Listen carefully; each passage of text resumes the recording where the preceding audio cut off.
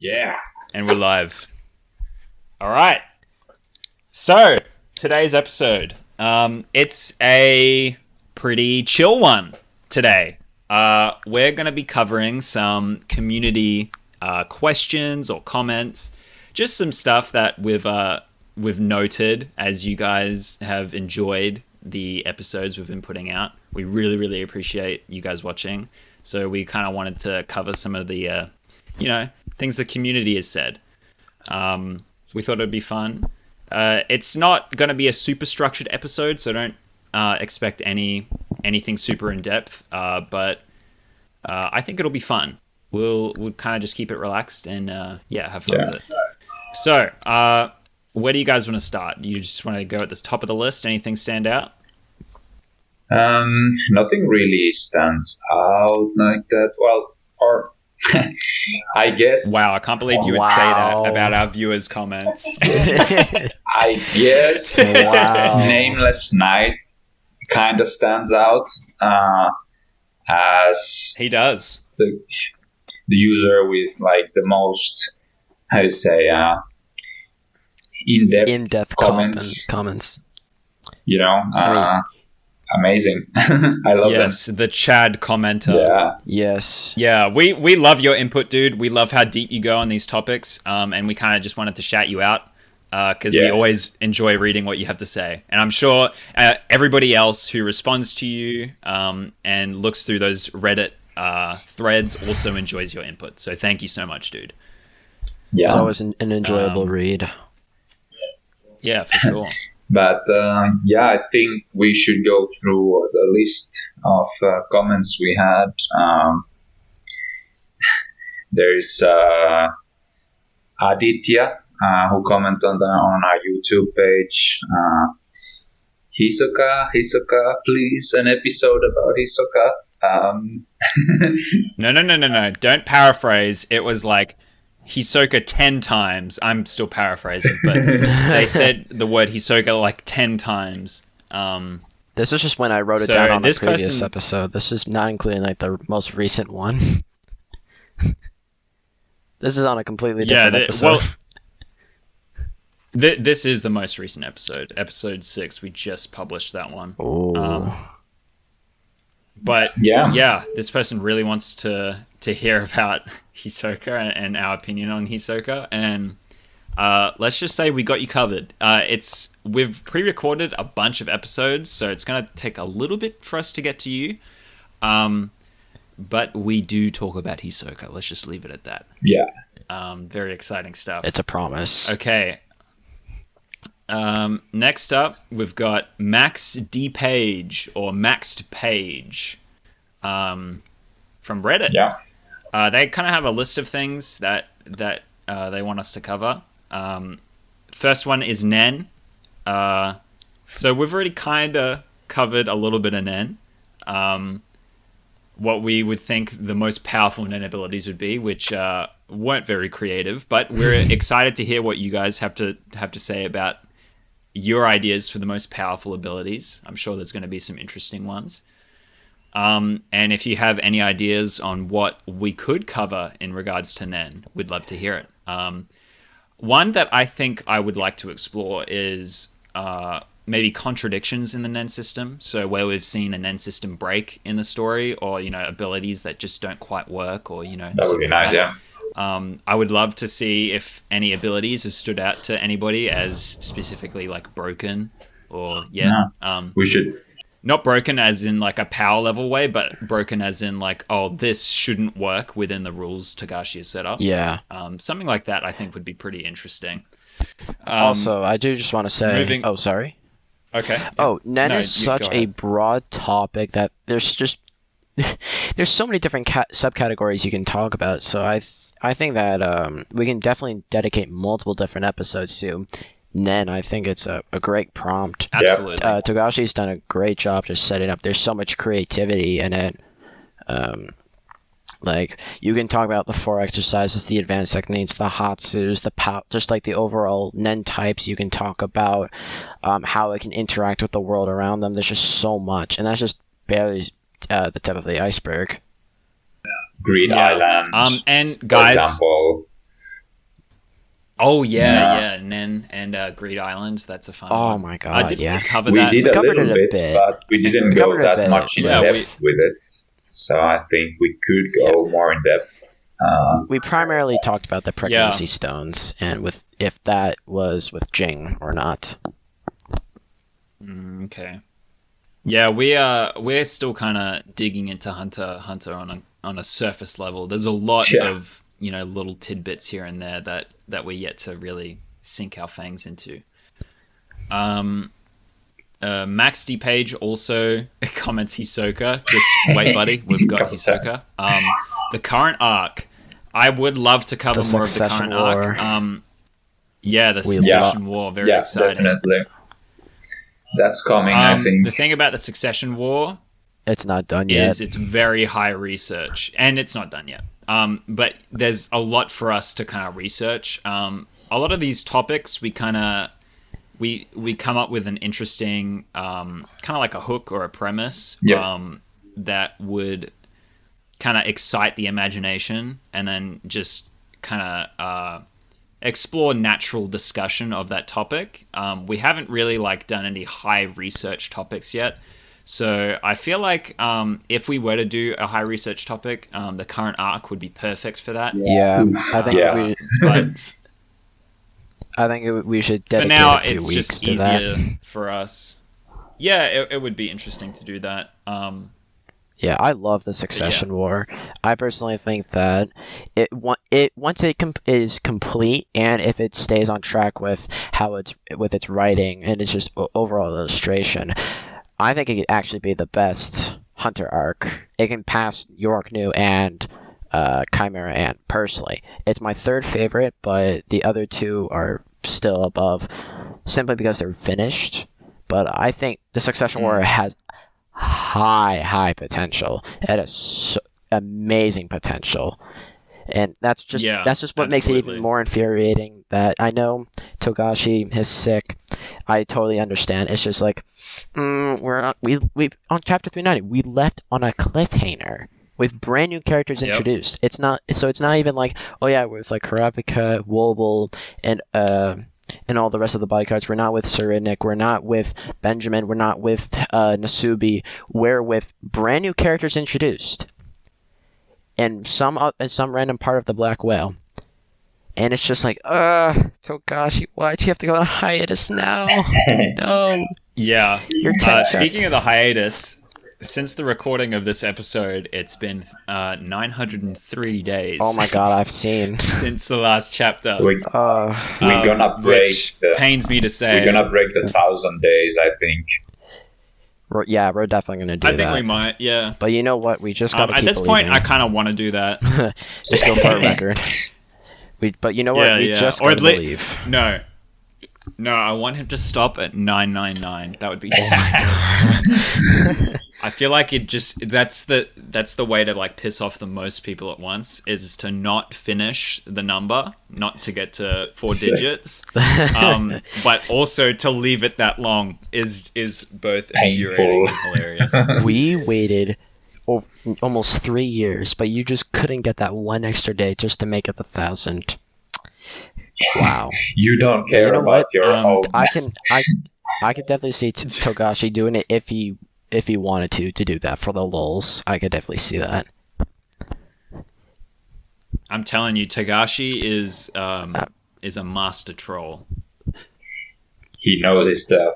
I feel like. I mean, yeah. I feel like we can see that through Pariston. You can see it before, and I'll say it again, baby. Yeah, true. One more thing that I'll say about the current arc is the way that I enjoy this arc is how active you have to become while reading it. What I mean by that is there's a lot to understand, so you kind of have to read through it a bunch of times. And then a lot of the active part is interacting with the community. Everybody working together to figure out Sarah Nich's ability and drawing up diagrams and stuff. I remember when that was all first happening, and it was just beautiful. It was a beautiful thing to see the community having so much fun with the story. Yes. And I can't wait for that energy again. That's true. And I think, the past arcs, they were very enjoyable to experience, but I think this arc will be very enjoyable to participate in, and I'm very excited for this. It's actually funny sorry. It's actually because even during this hiatus, Hunter x Hunter's popularity has significantly grown, I believe, like over the past it's crazy 2.5, 3 years, 4 years. Pretty dramatically, I think it's partially because it was released on Netflix and it has dub now. Mm-hmm. But overall, I mean, TikTok. The overall popularity on Hunter it's a nice thing to see, like seeing like the subreddit grow from let's say 200k to 300k. Now we're almost near 375k. That's just been a great sight to see. But I think that if Togashi were to come back and even just release one chapter, not even 10, not 5, just one, everything will just explode. 4 years? No, wait. Like 5 years ago, when I joined the Reddit, it was around 40,000 or something like that. And now it's like almost 10 times that. It's more than 10 times at this point, man. Yeah, it's like, almost it's 400,000. Growing at a good rate. Good, healthy rate. I always see, good participation in the subreddit, whether it's through the amazing fan art, the fan theories, overall, merch. It's just been great to see. Yeah. Yep. It's 400,000 Hunter fans sleeper cells ready for when that chapter releases. Yeah, I'm with you guys. Yeah. Speaking of recent events, Hisoka versus Crollo, or Hisoka and Crollo as a topic. Definitely. This is another Max, a requested topic by Max. I would really enjoy this one. This is another one that's a bit of a research topic because we have to kind of read through the fight again and break down the ability and take some notes and stuff. True. Specifically with Crollo, but I think it was a really fun fight. What do you guys think? Yeah. I will just say this: if Hisoka versus Crollo in Heaven's Arena ever gets animated, I think it could be one of the best fights in the show. Trust, like it is like amazing. We know Hisoka's like animation, like him fighting in animation. We've seen Crollo, but imagine seeing like Crollo using all of those abilities at however much. It would be a legendary fight. All right, maybe not as much as Marouane and Nero. I don't know if anything can personally top that, but it's just like it's still. I think it'd top it. Really? Like, I mean. Yeah, I liked it more. Okay, I'll just say this. In terms of animation, seeing the 100 type go on event Bodhisattva with Nero and just Marum's fight, that was just it was perfect. And yeah, true. It was very iconic in a way. Yeah. I think it really stands out. So I personally think that Hisoka and Crollo could top it, but unless I see it for myself, I still believe that Nero versus Nero would be better in animation. Hisoka maybe, yeah. But just like just reading the fight in the manga was just really, really fun. It was like at first it was a bit confusing because of all the different abilities that Crollo used with Skill Hunter, aka Bandit Secret. I think he used six different abilities during that fight, and I think I actually memorized all of them, but I don't really want to challenge that right now. The Hisoka versus Crollo fight, I have to say,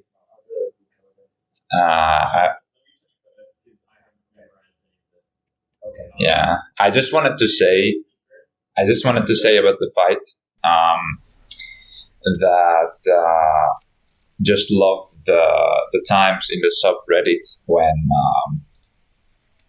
when it was getting publicized.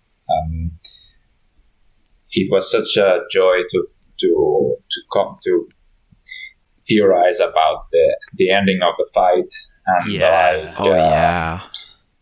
what will happen in the next chapter, because when it was coming, it was like, wow, this thing is happening now, and or what's gonna happen next. Like it was such a great fight for me personally in that I'm on exactly the same page. That was always it was during really, that really fun. time. It was amazing. I mean, now when you're reading it, probably if you're reading it the first time, it probably feels like that also. But I just remember being with the community and everything. That was just so great on the Reddit. Like, yeah. Any YouTubers who aren't subscribed to the subreddit, this is your opportunity to go do that. What we're talking about now, interacting with a community of people who love the same thing as you do, and enjoying it every week and theorizing and having all that interaction, it elevates the experience by like tenfold. It's just so fun. Yeah. So yeah, go follow it for when those new chapters release, guys. I met you two through Hunter. Like, I would have never been able to meet you guys without Hunter. Yep. And a lot of people will get that same experience, I believe. Yeah. So, there's a lot of good, go join that community, peeps. There's a lot of good members there. All right, next. What was I gonna say? I was just gonna say the Marouane and Nero fight. That is so iconic as a fight. A lot of great visuals. People that don't. And I was just going to say with Hisoka and Crollo, I feel like it'd be more enjoyable as something that's like something that has more tension. It's not like a grand... You know, I felt like the Nero versus Marouane fight was kind of looking at like a... It has a couple shots that are like murals of the fight, where it's just like really grand artworks, and not necessarily focused on like showing each move of the fight, but it's kind of like more of a representation of what's happening, and it kind of abstracts it in a way that kind of takes away some of the tension, but it also works in that way of like, you know, this is like a really, you know, it iconicizes it. I'm not really sure how to describe it other than that. But Hisoka versus Crollo really gets into those dirty details. It's going to create a lot of tension. And I feel like just throughout the fight, it works with that tension so brilliantly. Yeah. You know, in the context of these two fighters being like, you know, so highly anticipated throughout the entire series. It's just such a treat. And all of that together would just create such an amazing experience, which is why I think it'd probably be the best fight for me personally. Nice. But yeah, sorry to cut you off there, Karapika. We were moving on to the next topic. No. You don't need to apologize. Oh, I was just gonna say, another topic that Max wants us to discuss sometime in the future are the princes, the 14 princes of Kakin. What are your guys' thoughts on that? Well, there's only 12 left already, so. Damn.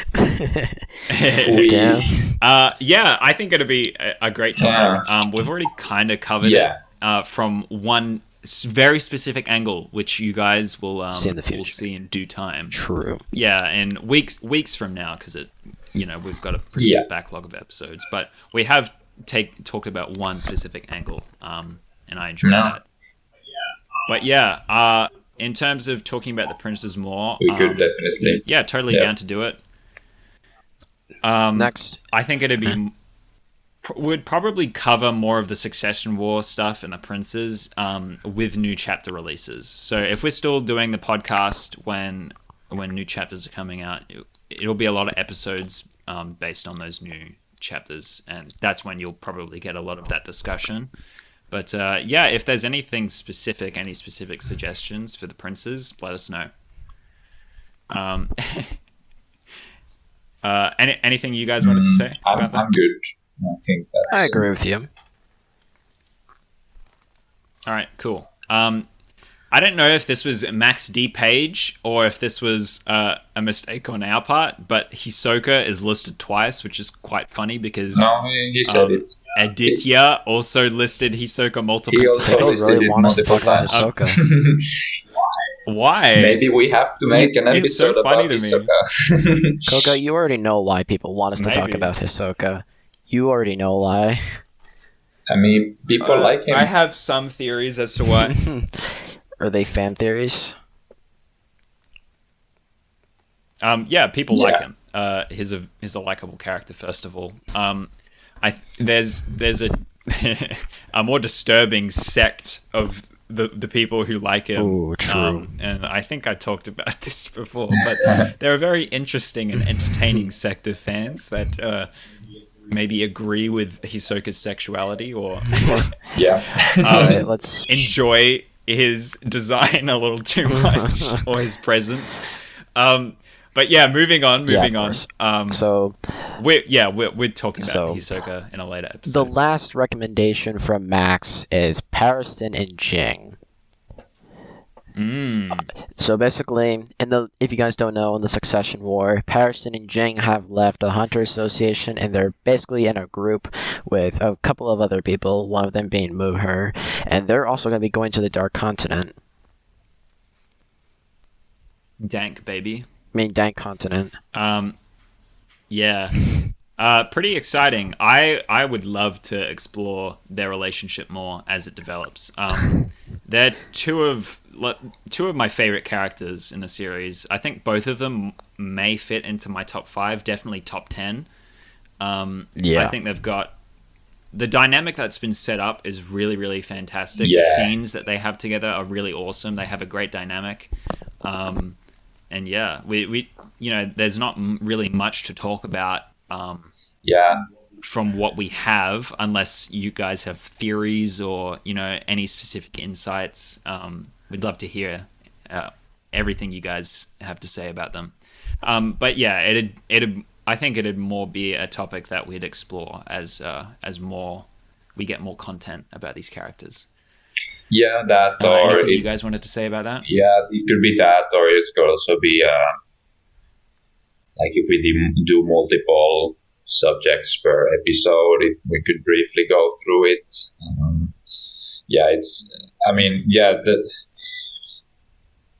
There's the good dynamic to talk about. We could maybe kind of analyze their dynamic and go in detail with that. Could be interesting for sure. But I think if we do that, maybe we could do it in an episode like with Jing, or like a deep dive into Jing, or what kind of character he is, the hype surrounding him. We kind of did it with the pregnancy stone episode, but there's still some things we didn't talk about with Jing, but not. Which I'm actually I'm gonna bring up something that is very funny and interesting about Pariston. This is a wild theory that I've seen. So if Pariston has the ability to turn into Sheila, is Pariston Gon's mum? Yeah. Are you trying to? Okay. Are you trying to make? That's one of my favorites. Are you trying to make Parajing a reality? Yes, because it's so freaking hilarious. Oh, God. I've seen a lot of fans obsess about Parajing, and I also think that's I think it's hilarious. Sometimes.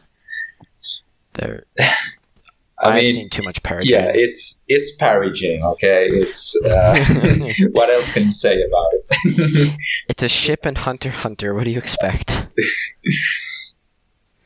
Yeah, well, I think that covers it for Pariston and Jing. Should we move on? Yes. So. Yeah, let's keep the train rolling. Yeah, of course. Okay. Trains don't roll; they move. All right. All right. The next person we have on our list is a Reddit user by the name XXX123 or XXX123.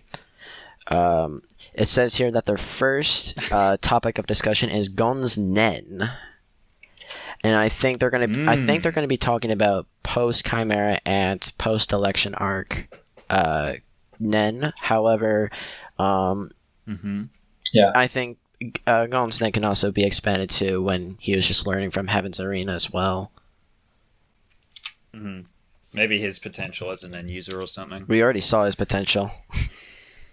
Somewhat. Oh, an interesting topic would be, would his potential be different? So, his Gonsan form, would that be different if he was more mature as a person? So Gon's concept of maximum potential could have just been like big muscles, many aura, as a kid. That's a very childlike way of viewing maximum potential. Would that vision have changed as he aged? And maybe what would his new maximum potential be as he matures? I think that's a really interesting topic. There is many things about Gon's Nen that you could talk about. It's I think maybe we should. I think we probably will make an episode about that. I think you can do a whole episode about that even. Oh yeah, I think so too. Yeah, because there's the topic that I just mentioned, and then there's also the topic of, okay, is Gon's Nen going to change after such like a life-changing event has happened to him? Like, will he mature in a way where his personality shifts so drastically that his Nen also shifts? And which direction would that shift be in? And, what would his new abilities be? I think it's a pretty awesome thing to explore. I think I've seen some fan arts of like a grown-up Gon that kind of just begins to dip its toes into this topic. But yeah, it's one that I'd really enjoy exploring, especially if I got to draw something at the end of it. If I was really invested in like the direction, like the concept of the direction. I don't like an older Gon. It's very interesting to think how he will turn out. Yeah. I always see him I always see him as an immature child because that's all we've seen of him. That's just how his personality is. He hasn't matured in any of the sense. He's just starting to develop himself. He's also good with women. I mean, he's Mr. Steal Your Girl. All right, I mean, it's that positive attitude. Killua got jealous. He shines like an angel. Yeah, even Killua couldn't help himself.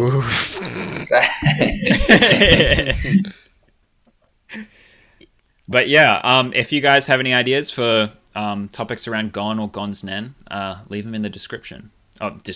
Comment. Bruh.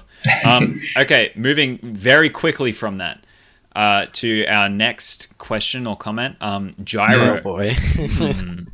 That's my first reaction when I ever hear the name Gyro.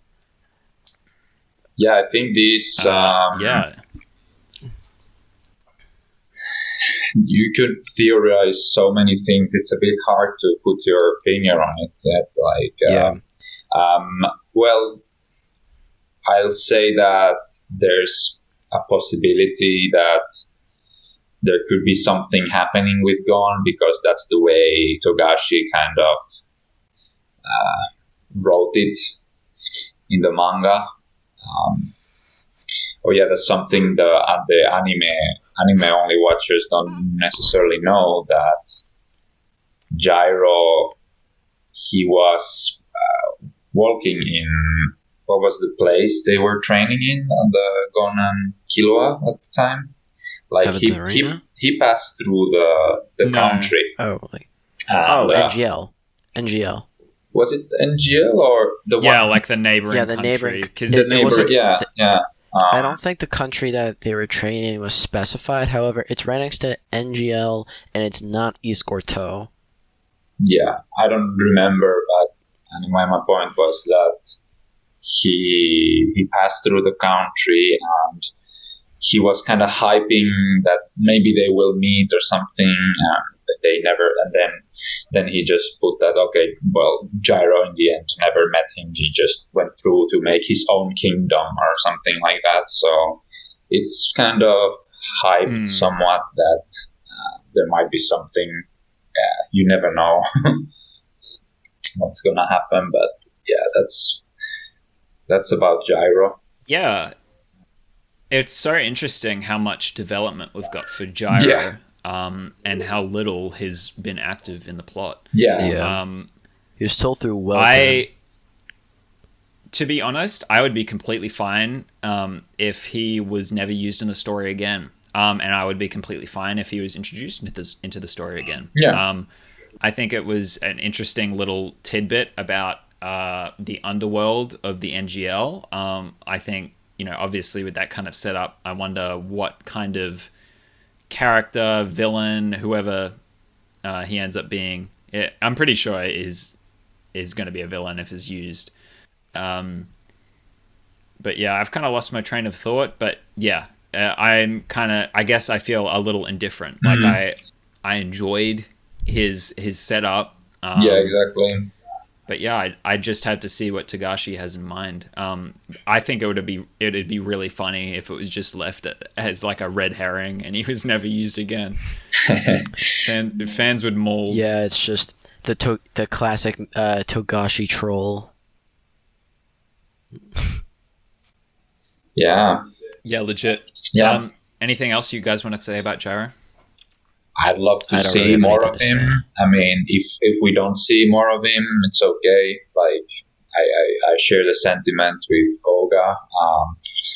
But yeah, I think it could be a nice little arc for Gon. I mean, that could be something, but yeah, it remains to be seen. All right. Well, I'm gonna try to draw a face reveal for Gyro, so we have a face to the name. I'll probably show you. I'll show you guys later. Maybe I'll even put it here in editing. It's Beans. Yeah, of course. Beans. Beans is behind everything. Beans. I should have known. Traitor. Should have known. Damn Beans. Alright, I think moving on to the next one is Nanika being from the Dark Continent. Yeah. Yep. It's pretty cool. I think that's all I have to say. Yeah, I think it's quite possible. Not really, but... And maybe if we do maybe like an episode about the Dark Continent, we probably can explore that as well on its own. I think it makes sense. Like, I think it. Sorry, you were. No, it wasn't really. Oh, okay. I was just gonna say I think it'd be really cool to have an episode where we just come up with interesting ideas for things that could be in the Dark Continent. Right. Yeah. Not really a review episode, but more of kind of like a creative episode where we, each of us goes and writes a little thing that we'd like to see pop up in the Dark Continent. And then we do like a little showcase or something. I think that'd be fun. Let us know what you think of doing something like that. And comment what you think would be in the Dark Continent. If it's a theory about something that's already there, or if it's something completely unique that you've come up with, please comment. Yeah. Anything else on the Dark Continent? Oh, I was going to say Nanika being from the Dark Continent, there's a huge question mark as to how the hell did Nanika end up in Aluka's body? What was that whole process like? Was were they I forget his name. Zig. Zig. Zig. Yeah. Was he conscious that he was bringing home this gas life form? Like, what? There's a whole bunch of question marks about how the Calamities end up back on the main island. Yeah. It's like, it'd be really interesting to kind of know more about that. Hi, family. I'm home from my long and dangerous journey. All right, so I brought home some dirt samples. We brought home a nice little story, and we also brought a fucking great calamity with me. Maybe a civilization-ending gas life form, Omega Lore. Maybe the eye possessed Zig. And then when he came back, he didn't know too much about it, and it just transferred. He died, and he transferred it to Aluka, maybe. I don't know. Yeah, maybe it was something like that. Yeah, interesting theory. I like that. Anything else you guys wanted to cover for Nanika and the Dark Continent? No, I think we've already discussed it. But yeah, if I remember correctly. If there's anything... All right, moving on. Yeah, moving on, yeah. The Nitro Rice extending Kurapika's lifespan. I think we've already covered this, haven't we? I remember discussing it with a few other people. I don't know if I discussed it with you too.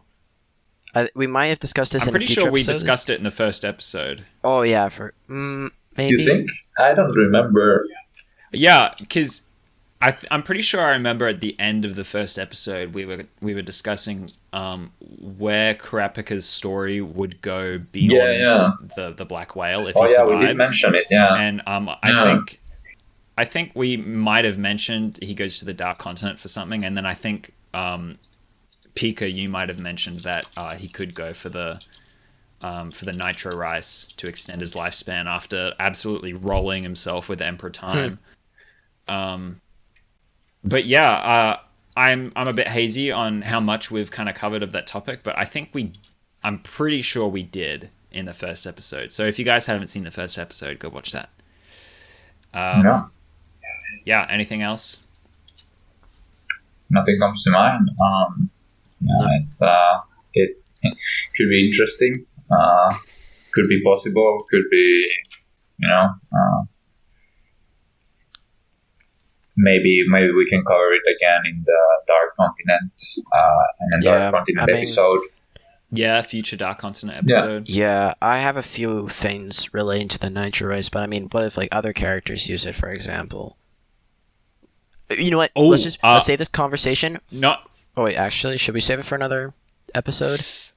I was just gonna say, the power crystals, they produce electricity, right? Oh yeah. Imagine Killua with one of those in his pocket. Oh, nice, yeah. Ooh, instead of having a taser. Good stuff. Yeah. Yeah, instead of using outlets or tasers or something, he can just power up on one of those. Yeah. Have infinite aura. Cheat codes. Legit, yeah. As soon as he gets that, has busted. Or maybe it would output too much electricity for him to survive, so he'd have to figure out a way to use it properly.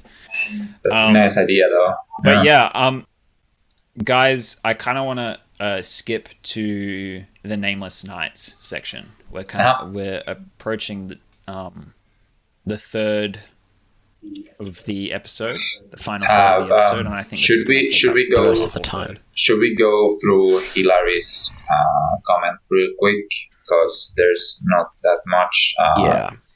If you've got something to say. Yeah. She commented on where was the comment? On one of the episode comment sections it's on not YouTube. Here, but yeah, there was basically about the Zoldyck family, right? I just wanted to mention that we have an episode coming that's going to cover that, so look forward to that. That's a really fun one. I love that episode. Yeah, I'm so excited to release some the next few. I am shivering in my timbers. I think that's how you say it, right? Is that how you use the analogy? You know what? I don't give a shit. I like that. I'm going to use that. I'm shivering in my timbers. Gotta put on some Timbs. That's great. And also... Shivery me timbers. And also modernized. Something about Gon's fall from a cheerful boy to a monster towards the end of the anime, his character arc. I guess we could... in the Gon episode. Yeah. I think that would be that's definitely something to say for a character analysis and not just for a segment, because if we're going to discuss that, we should also discuss Gon as an entire character, kind of like how we did with the first episode. Yeah, that's more of a deep dive. We'll see how we structure it. But we're definitely doing an episode about Gon at some point and his name and everything.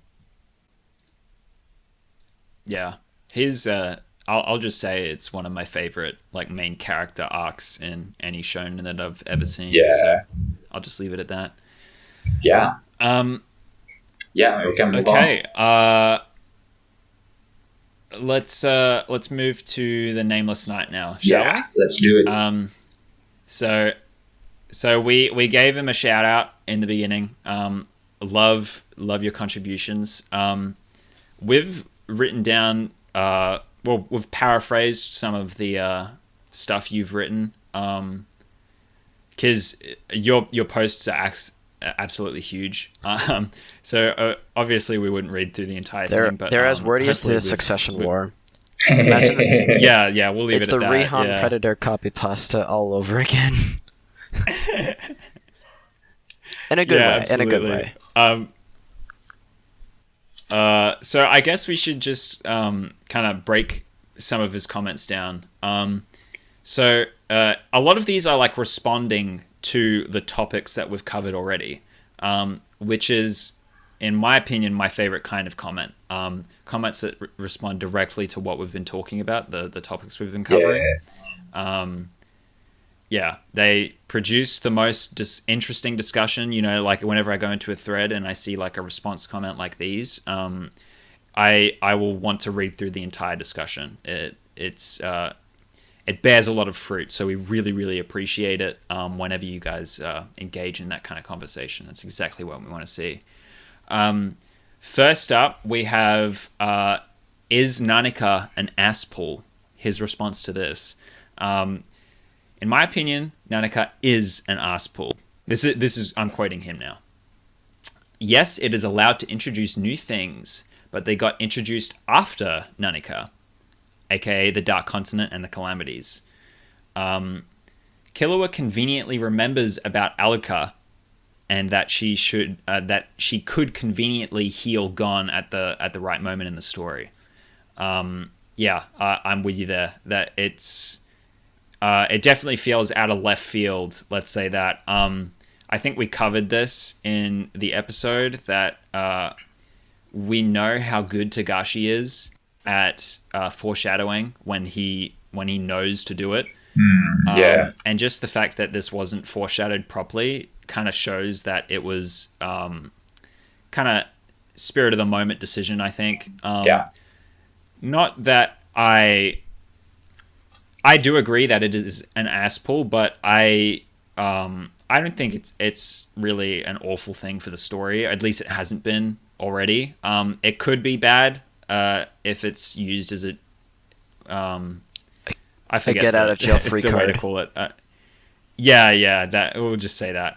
I could see it really messing up the story, but for now it's been totally fine in my opinion. Especially because how Killua gets special treatment. He doesn't have to follow the rules of everyone else. Exactly. I also think that's fine because it's related to it. And it encapsulates his relationship with Nanika, which is very interesting from like a character writing perspective. True, but I mean, from like a more of like a power balance perspective, it's a bit unbalanced. But but like a story isn't necessarily a video game, right? Sure. Like it's power balancing. I think it only is a negative thing when it gets out of the author's control. As long as the character relationships, the main plot is all within the author's control, imbalanced powers can be completely fine, in my opinion. Because at the end of the day, you know, a story's most important components is the characters and their relationships to each other. And the feels. How it makes you feel. And I think he manages that with Aluka just perfectly fine. So as long as he kind of keeps the reins on that, I think we're going to be golden. Continuing with the Nameless Night's comment about Aluka. It was shown that there was another Zoldyck child. However, as I pointed out many times, Aluka seemed to be originally linked to Kaluto and not with Killua. Debatable. The whole Kaluto thing, he doesn't mention which of his brothers he wants to get back.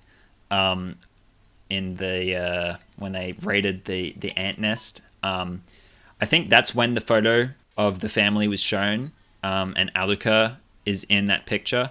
Which, let me just say, I think that was like the perfect introduction for Aluka.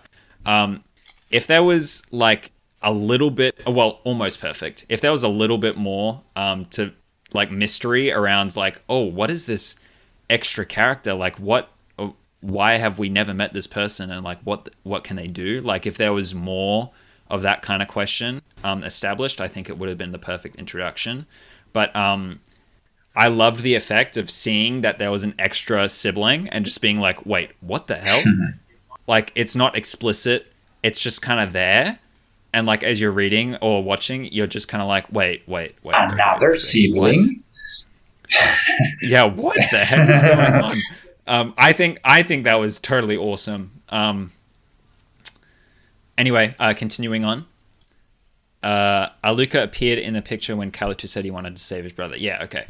Furthermore, Aluka's behavior based on that one picture is totally opposite of the Aluka we later saw. I guess. Yeah, I guess. It could just be like Aluka developed.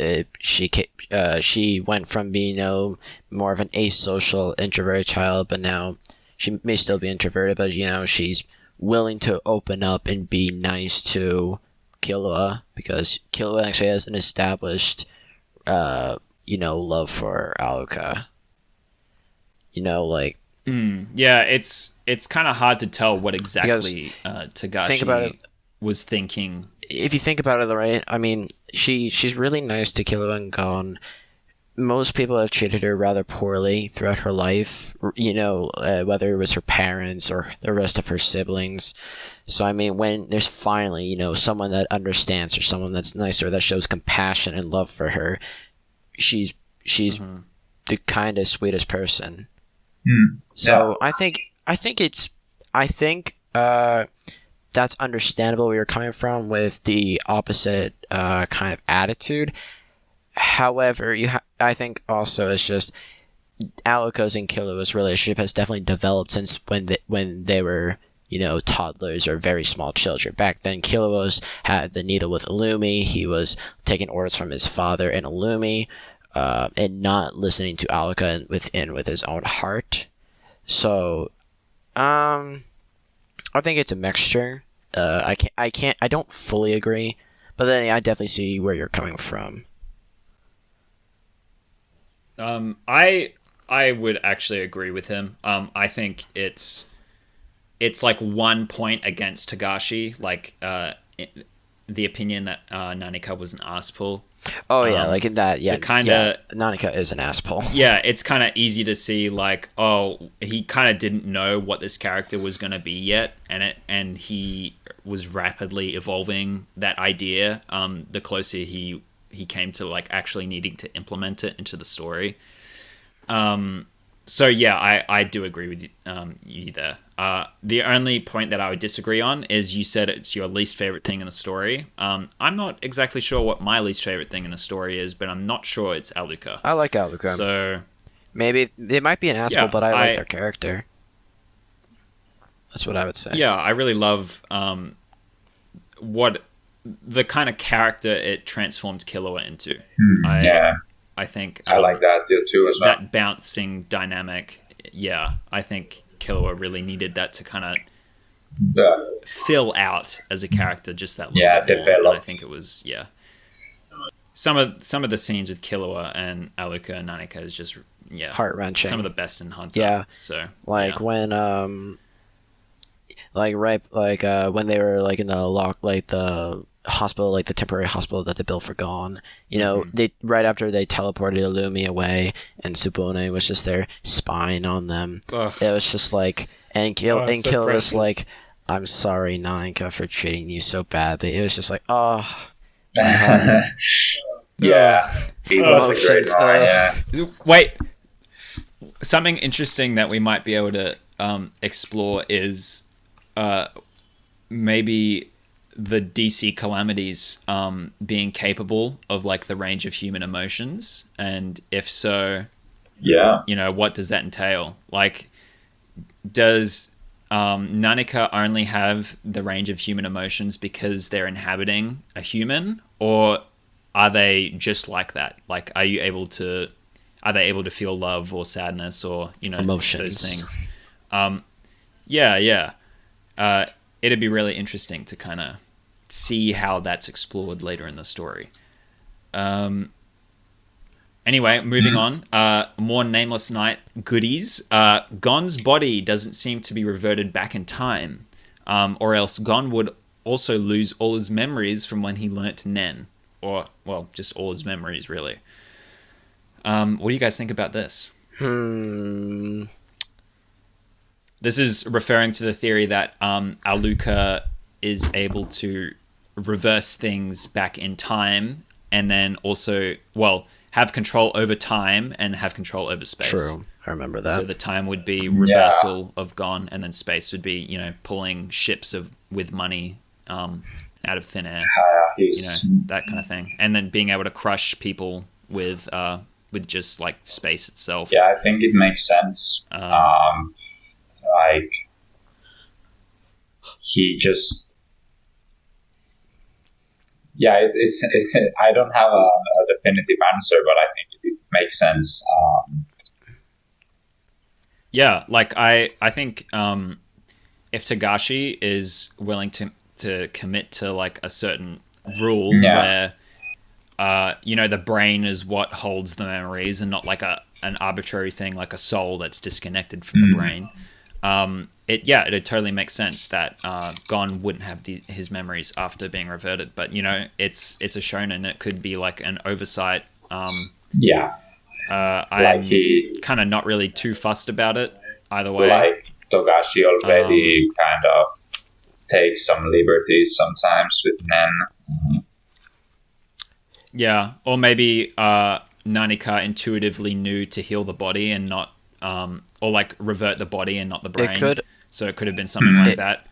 In terms of a writing perspective, it could be that he wanted to break this rule because he didn't want Gon to go through the trouble of having to go through all of his relationships again. Because if that were the case, if all his memories reverted to right before, let's say, Whale Island, right before he left to go take the Hunter exam, he wouldn't know anyone. He wouldn't know Killua, Aluka, Morel, Nav, Kurapika, Leorio, Hisoka, Illumi. And then basically it's just all of these like powerful Nen users going after him, and he's like, who the hell are you people? It's basically like a dementia patient in a sense, like a memory loss. That would be Togashi's worst mistake. Yeah, exactly. So I think that in terms of a story perspective, it makes sense, and it's a good idea to break this rule. Because otherwise it would have been miserable for Gon. It would have just been better for Gon to die. Like, for him to use all his power, and instead of just going into a coma state forever, or until like Nanika heals him, he should have just died. Because if all his progress just was lost because his memory would just be reverted back in time, there would be no point in keeping him in the story. Like, he would probably just be, sedated with medicine, took back to Whale Island, and then just be a normal kid. Like, he would never remember meeting his father. He would never remember making all those friends. He wouldn't remember, meeting his worst enemy. It's just like, it would just be miserable. So from a story perspective, it makes sense. Maybe not in the lore, maybe not like within the universe, but from the reader's perspective, I think it was a better choice than just having him healed, losing all the progress, useless. So let's just limit down 3 choices. Those 2, and then Gon dying. Him losing memories would have just is the worst out of 3, in my personal opinion. All right. We're kind of yet to see how exactly the ability works. So I guess it's just his rebuttal to the theory that Nanika has control over time, right? And Nanika uses used time specifically for that. But there's a lot of I was just saying if that was if let's just say if that was true, just as an example, it could totally just be something else, to be honest. Yeah. I personally really like the idea of Nanaka having control over time and space. Like, I think, just as an ability, that sounds really cool. It kind of wraps it up in a bow very nicely as well. So it'd just be a shame not to see that, and that's why I'm like trying to figure out how this would work within those parameters. Anyway, let's keep the ball rolling. Got the phrase right this time. Gon's body doesn't. Oh wait, no, we just covered that. I get something right and then I just mess up something else. Do you want me to take it on for you, or do you want me to read it? Yeah, go for it. Yeah. Please. All right. Please wait for me. In the Nameless Night's quote, in my opinion, it's not Kite's ability which hijacked the body, referencing the fetus inside the ant queen, like how he was able to be rebirthed. All right, we'll explain more in a minute. Yep. It's too specific, so Jing should have known what it did. The fetus wasn't already there when Kite died, as seen with how tiny Kite's fetus was compared to Marouane, and all ants grow quickly in just a few days. So Kite's fetus should have been made many times after Kite's death. I think the last sentence there was not worded correctly, but I think you guys might get the idea of what Nameless is saying here. And these are like fantastic points. Yeah. So first of all, Kite's ability, not directly hijacking like a fetus, and Jing, like Jing specifically knowing and teaching Kite Nen, and then being confused when this was mentioned. I think that's a great counterpoint against Kite knowingly making this kind of ability. And yes, the span from when Kite died to when the fetus was discovered, and based on how quickly ants grow, would point to something else happening as opposed to Kite dying and then his soul instantly going into an ant's body. So that there seems to be extra steps there. Anyway, he's written more, so let's keep going. Jing mentioned Kite got a special number which appears when he doesn't want to die. This is explaining when Jing got confused. Jing got confused about Kite resurrecting, so he guessed that the number that helps when he doesn't want to die helped him. Furthermore, Jing doesn't know the Chimera Ant Queen can resurrect people. I've written his theory in dot points here. This is his theory as to how the ability works specifically. So he went into more detail. I might not have captured it perfectly, but I think this kind of captures the gist of it. The ability is based on luck. So affecting Kite's luck. It's a very arbitrary thing. It's something that was apparent throughout his entire life, like Jing finding him, and then him finding Gon, and then Gon, Jing trolling Gon to teleport to him. A lot of these his events in life were very like luck based, so it's like a common theme with him to start. The rods He's saying the rod's ability isn't resurrecting Kite specifically, it's creating luck for him in a dire situation. The ability boosted his luck to the point where it allowed for him to be resurrected by the queen instead of another human soul taking the place in the Chimera Ant's body that he's currently in. So instead of the girl resurrecting in her body, it was Kite that resurrected in the body. Kite's brain was fed to the queen, which is why Pito couldn't resurrect him and why she could resurrect Palm. Although, there could be other like little situational details that could change that, but maybe. And this is why he was resurrected, not because his ability allows for him to be resurrected after he dies. And it continues. Kite resurrected in the body of the ginger girl, which got shot by Koala. Koala said he didn't want her to resurrect, so he was talking about how he didn't want to continue the cycle of life and death and killing, and his whole speech about that. So he probably made an ability on the spot, or an ability was kind of born like a specialist's ability or something. Since abilities are based on your desire, so the ability being the girl never being resurrected or repeated in history or whatever. Another very abstract concept. And then lastly, the girl's body is therefore an empty vessel. So since Koala's ability stopped her from resurrecting, it leaves an empty vessel for Kite's soul to be reborn into through the Chimera Ant Queen's thingy after eating his brain. And that's about it. So it's a pretty big theory that how do I say this? It's plausible. It makes a lot of assumptions, but I think it's plausible in an interesting way.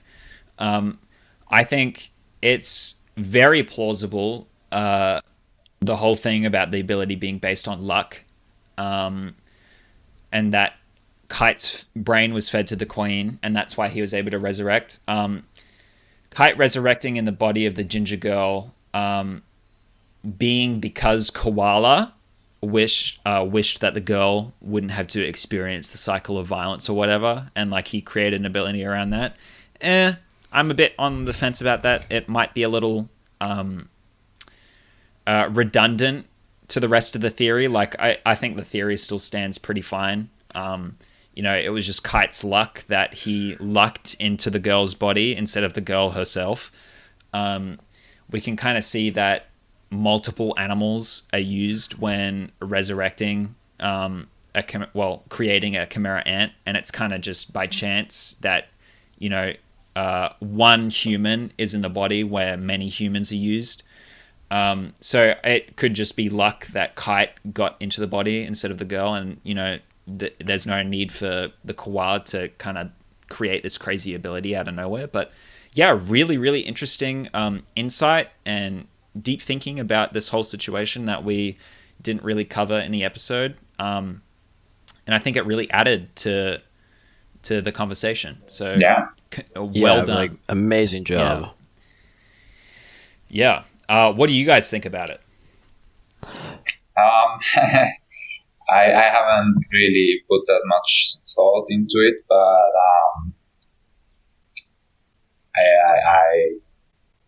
I think it's very interesting, and I think it's very possible also. I don't have any particular points about it, so I'm not gonna go there. But I would be willing to believe this over Kite choosing to hijack the body of another person. Yeah. This is much more plausible and to his character. So I think it makes perfect sense. I agree with that.